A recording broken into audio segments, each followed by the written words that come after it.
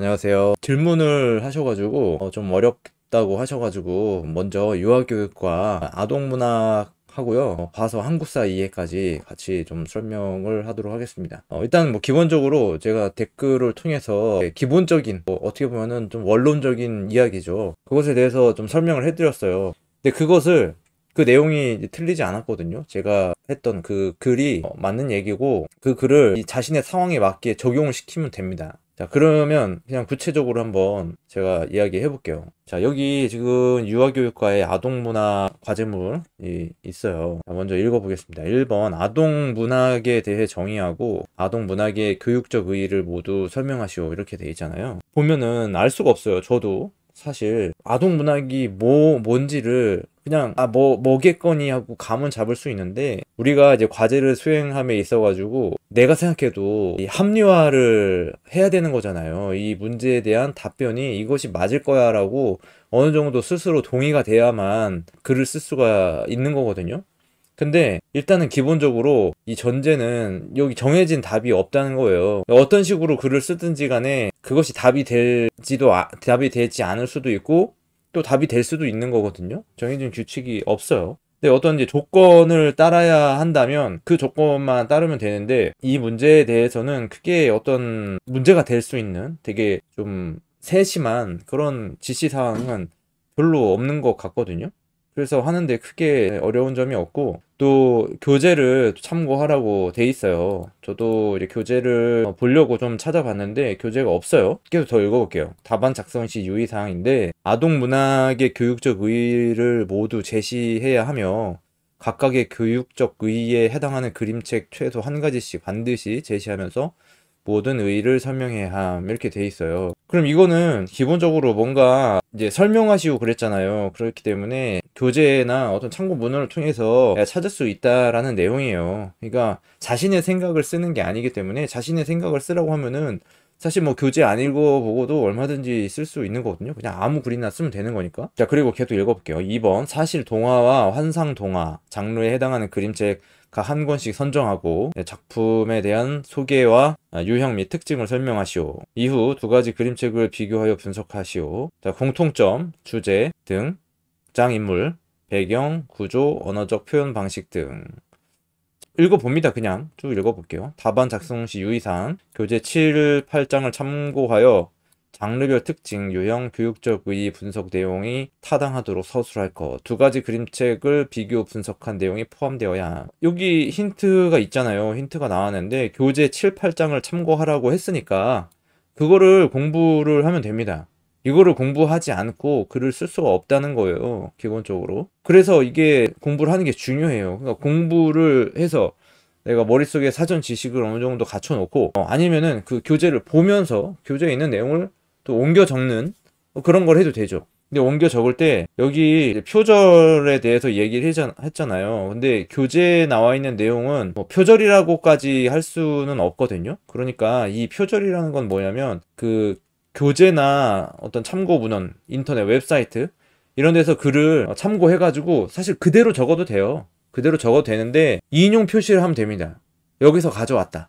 그러니까 문제는 뭐냐면, 내가 다른 사람의 글을 가져와가지고 그대로 썼음에도 불구하고 이것이 마치 내 글인 것처럼 그런 식으로 글을 쓰면은 이것은 표절이라서 문제가 된다는 거예요. 그렇지 않고 내가 그냥 당당하게 여기 있는 글을 가져다가 썼다. 그래서 어디 출처가 어디에 있는 글이다. 이런 거를 명확히 밝혀주면은 문제가 될 게 없다는 거죠. 그런 식으로 작성을 하면 됩니다. 어렵게 생각할 필요 없어요. 자, 그리고 이제 3번에 그림책 읽어주기의 교육적 의의와 지침을 제시하고 만 3세 유아에게 적절한 그림책 한 권을 선정하여 읽어주기 교육 계획안을 단계별로 작성하시오. 사실 이런 것도 어느 정도 교재에 나와 있을 겁니다. 저도 제가 그동안에 여러 학과에서 해보면은 뭐 예를 들면은 뭐 평생교육 프로그램 기획 뭐 이런 거 있거든요. 계획 이런 것도 있고, 영상 제작 입문할 때도 영상을 기획하는 그런 순서도 있고, 그런 것들이 그 교재에서 다 제시를 해주고 있어요. 예시를 다 제공을 해주고 있거든요. 그 예시를 가지고 내 상황에 맞게 내가 아이디어를 내가지고 거기에 맞게 그거를 그대로 작성을 하면 되는 거예요. 그 폼에 맞춰가지고 교재에 나와 있는 내용이나 기존에 있는 내용을 참고를 해가지고 비슷하게 만들든가 뭐 그렇게 할 수도 있는 거죠. 다만 여기서 이제 세 가지 문제에서 공통점이 뭐냐면 그림책을 선정하는 거예요. 이것으로 인해 가지고 그 내용이 달라진다는 얘기겠죠. 그래서 그 형식만 가져다가 쓸 뿐 그림책이 달라지기 때문에 그 내용은 달라질 수밖에 없는 거기 때문에 편한 거죠. 어찌 보면. 답안 작성 시의 유의사항이 있어요. 계획안 작성 시에 교재 12장을 참고하라고 나와 있습니다. 그죠? 나와 있는 거예요. 이렇게. 그래서 이제 교재를 읽어보고 그대로 그 적용을 시켜가지고 하면 됩니다. 이거는 크게 어려울 게 없어요. 이런 문제들은 사실 더 쉬운 거예요. 어떻게 보면 뭐 내 생각을 쓰는 게 오히려 어려울 수도 있을 텐데 뭐 저는 뭐 제 생각을 쓰는 게 더 쉽긴 하지만 일반적인 경우에는 그 자기 생각을 쓰는 게 좀 더 어렵다고 느껴질 수 있거든요.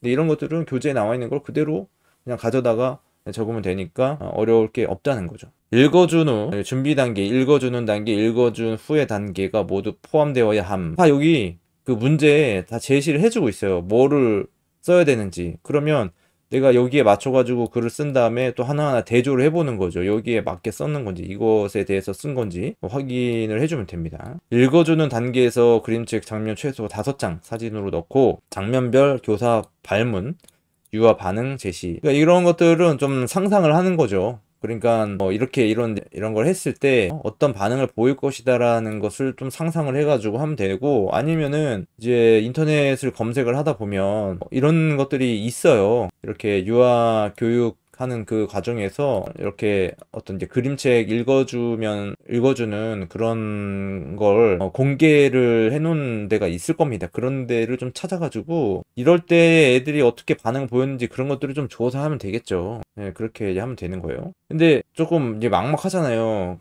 그죠? 근데 아동 문학에 대해서 정의하라고 했는데 그 아동 문학이 뭔지 모르잖아요. 그럼 일단 교재를 한번 보는 겁니다. 교재를 보면 제가 교재는 없어요. 그래서 이북도 찾아보았는데 이북도 없고 그래서 봤어요. 여기서 좀 힌트로 삼을 만한 게 뭐냐면 목차를 보면 됩니다. 목차. 그러면은 이 부분에 나와 있다는 것을 알 수가 있어요. 자, 여기 문제에서 아동 문학의 정의를 쓰라고 그랬잖아요. 그러면 여기 교재 목차에 보면은 여기 아동 문학의 정의 내용이 있잖아요. 여기에 그 내용이 있다는 얘기예요. 그리고 아동 문학의 교육적 의의도 여기 있습니다. 그죠? 교육적 의의 모두 설명하시오. 그러니까 교재에 나와 있는 거예요. 그 내용이. 그럼 그거를 그냥 그대로 갖다가 쓰면 되지 않을까요? 근데 이게 이제 표절을 안 시키려면은 거기다가 인용 부호를 넣으면 됩니다. 인용 부호를 어떻게 넣냐면 예를 들어 이 내용이 이 내용이라고 쳐요. 아동 문학에 대한 정의가 이런 글이에요. 그럼 이 글을 작성을 해놓고 뒤에다가 이걸 누가 쓴 겁니까? 여기 보면은 박선희, 김현희, 지음 이렇게 돼 있잖아요. 그럼 여기다가 누구요? 박선희 그리고 2020 이렇게 쓰면은 이게 이제 표절 검색을 할 때 자동으로 인식이 돼요. 이거는 이 사람이 쓴 글을 여기다가 적은 거구나 하고 그 표절 검색에서 자동으로 인식을 합니다. 그럼 이렇게 써주기만 하면 돼요.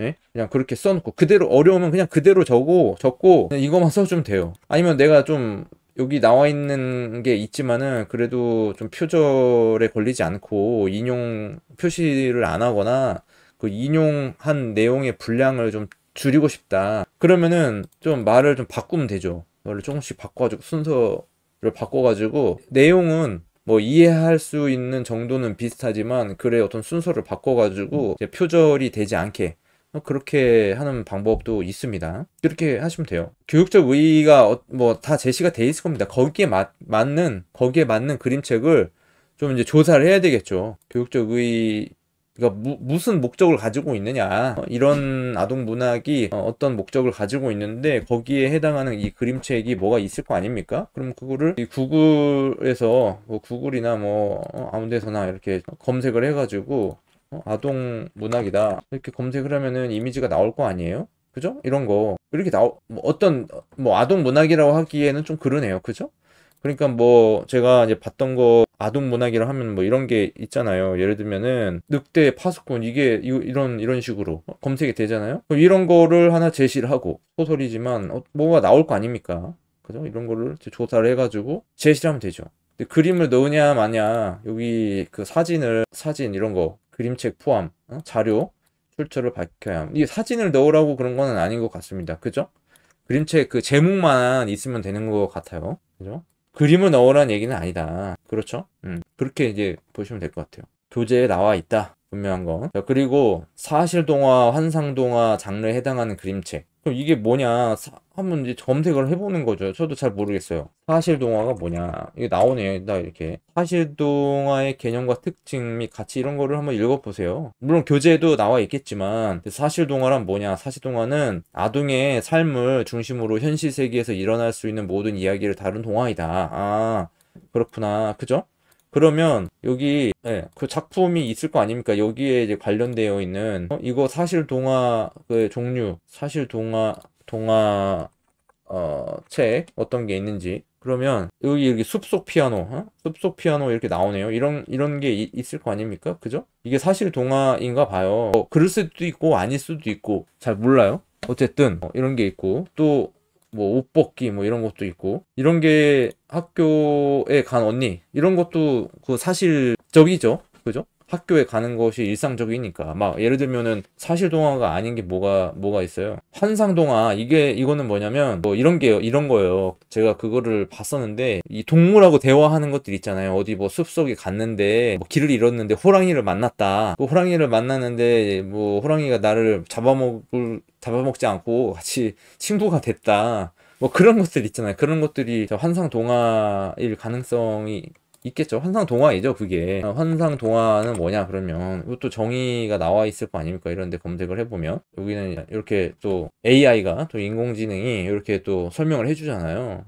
응? 먼 나라의 어느 작은 마을에 뭐 이런 거. 용감한 소년, 금의 알, 마법의 숲 이런 게 나온다. 용의 둥지에 찾아가가지고. 그런 것들은 사실적이지 않잖아요. 이런 것들을 환상 동화라고 한다. 아주 쉬운 얘기잖아요. 어렵지 않잖아요. 그죠? 이해하는데. 그럼 뭐 이런 거를 한번 또 찾아보는 거죠. 그죠? 찾아보고 한번 그걸 읽어봐야 돼요. 그러니까 읽어보고 이게 무슨 내용인지 예를 들면은 이거 하고 읽어봤더니 공통점이 있다면은 그 여자아이를 중심으로 한다. 여자아이가 주인공이다. 혹은 남자아이가 주인공이다. 몇 세다. 뭐 또는 뭐 부모님이 있다.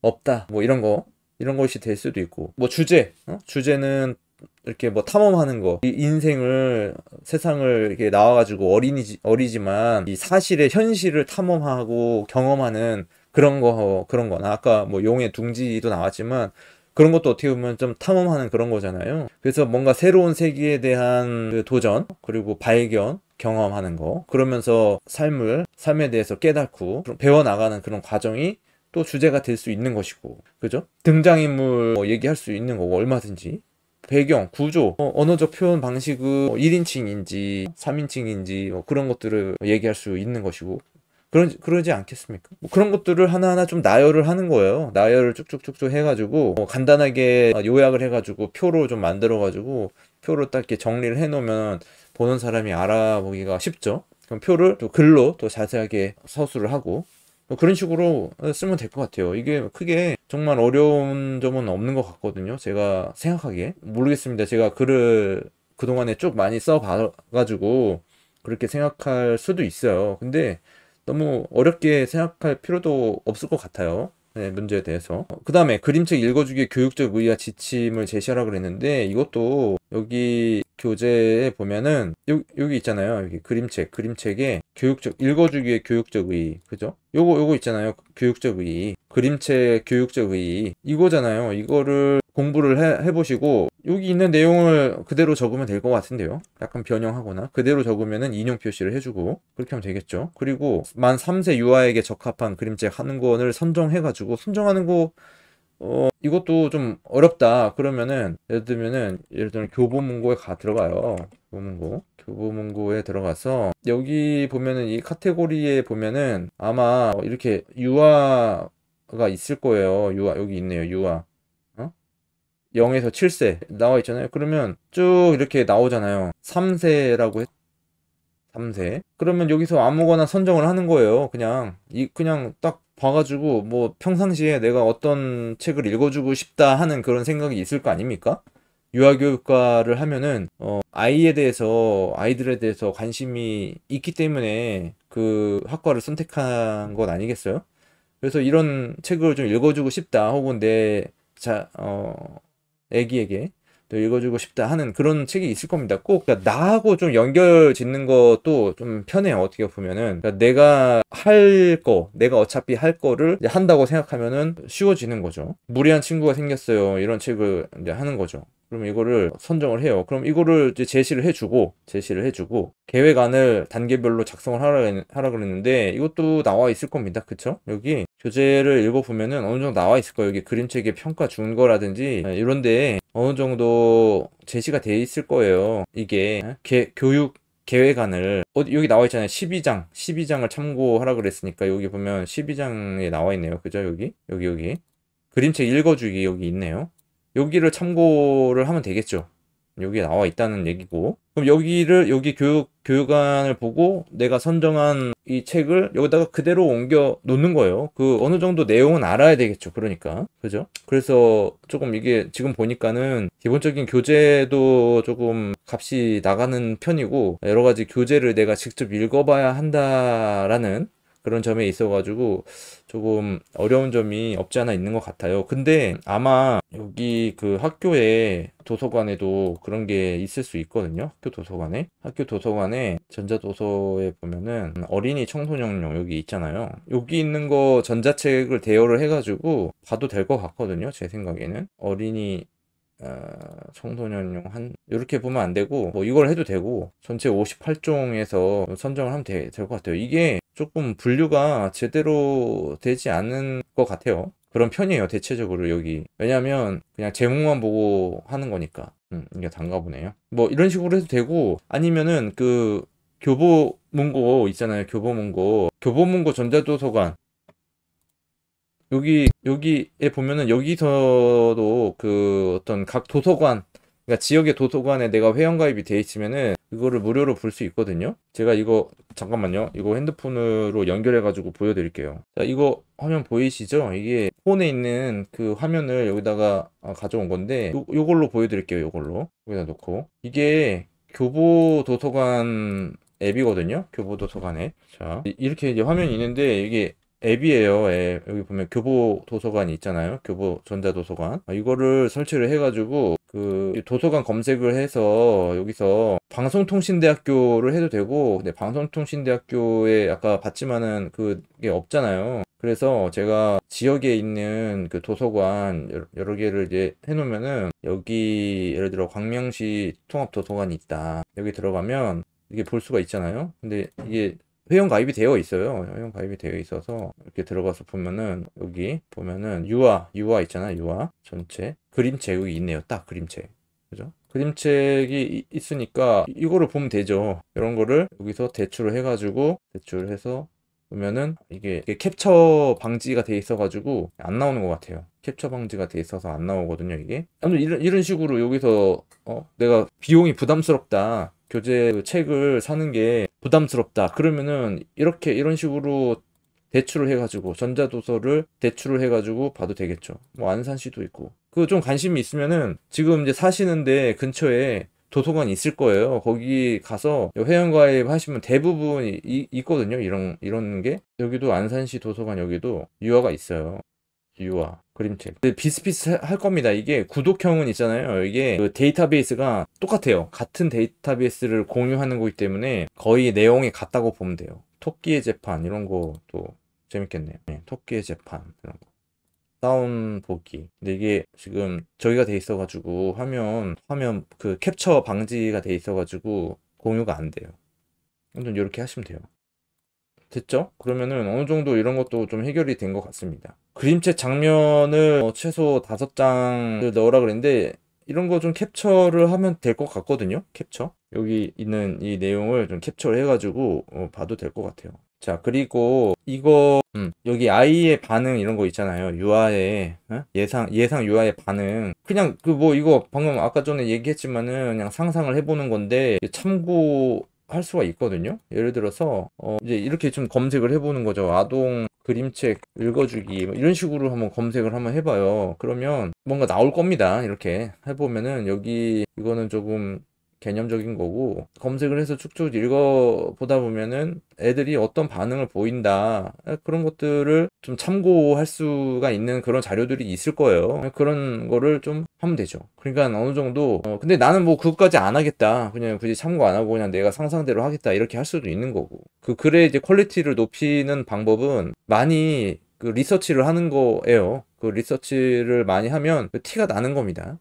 그 글에 좀 녹여내면서 아, 공부를 많이 했네, 그런 게 보인다는 거죠. 글 속에 내가 얼마만큼 많은 자료를 참고를 했는지, 그런 것들을 보여주면은 인정이 된다는 거죠. 많아요. 그 자료가 굉장히 많은 것 같아요. 이런 식으로 검색 얼마든지 해보면은 충분히 그런 거를 좀 얻을 수 있을 것 같습니다. 제 생각에는 읽어주기, 아이 반응 이런 식으로 검색을 해도 되고, 어떤 반응이, 어떤 그림책 읽을 때 아이의 반응은 어떤가요? 이렇게 뜨잖아요. 그러면 뭐 여기에 이런 내용이 있지 않겠습니까? 그러면 이렇게 뭐야, 이렇게 아이고 이렇게 뭐가 나타났네. 그러면 애가 뭐 놀래거나 뭐 입을 이렇게 가로막는다거나 눈을 동그랗게 뜬다거나 뭐 그런 반응들이 있잖아요. 몸으로, 행동으로서 보이는 그런 반응도 있을 것이고, 아니면은 언어로서, 말로써 보이는 그런 반응도 있을 것이고, 그런 내용을 좀 써주면 되지 않겠습니까? 이렇게 하시면 될 것 같아요. 이렇게 오늘 이제 한 과목 가지고 굉장히 그 디테일하게 이야기를 했거든요. 아무튼 이렇게 해보시고 뭐 이 정도 얘기하면은 충분히 해결할 수 있지 않을까, 네, 그런 생각이 드는데요. 이렇게 디테일하게 이야기를 하면은